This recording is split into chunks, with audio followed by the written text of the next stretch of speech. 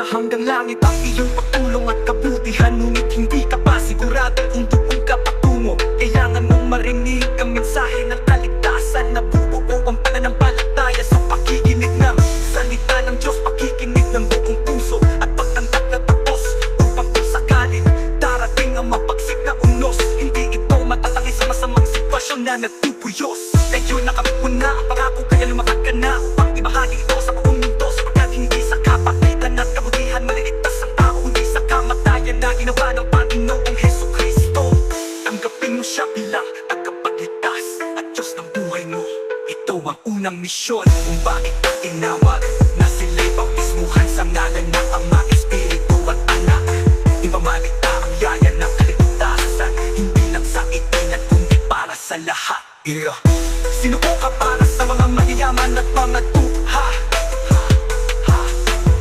Sinuko ka upang ibalik sa may likha ang mga naliligaw na kaluluwa. Sinuko ka upang maliwanagan sila sa taglay mong ilawan na may pag-asa. Sinuko ka upang gawing langit ang impyerno sa lupa. Kailangan ka dahil nagdidilim na ang paligid. Dahil sa kahirapan maraming nakulay sa lubig. Kahit pa ito ay kasalanan, sa patalim may kakapit. Ganito na ang mundo, ang panahon ay nanggigipit. Napansin mo naman na maraming kabataan gumagawa na ng krimen at problema na sa lipunan. Kung walang katulad mo na magpapaalala sa kanila, ano kaya bukas ang kanilang makukuha? Tiyak na nagimang sa kanila'y naghihintay kung hindi nila makilala ang tunay na Diyos sa kanilang buhay.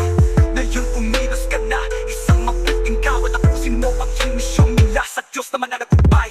Ito ang unang misyon kung bakit ka tinawag, na sila'y bautismuhan sa ngalan ng Ama, Espiritu at Anak. Ipangmalita ang biyaya ng kaligtasan, hindi lang sa iilan kundi para sa lahat.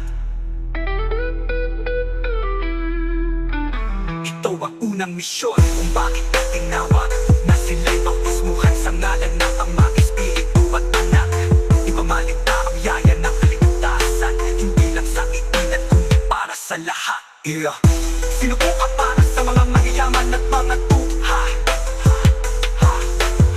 Sinuko ka upang ibalik sa may likha ang mga naliligaw na kaluluwa.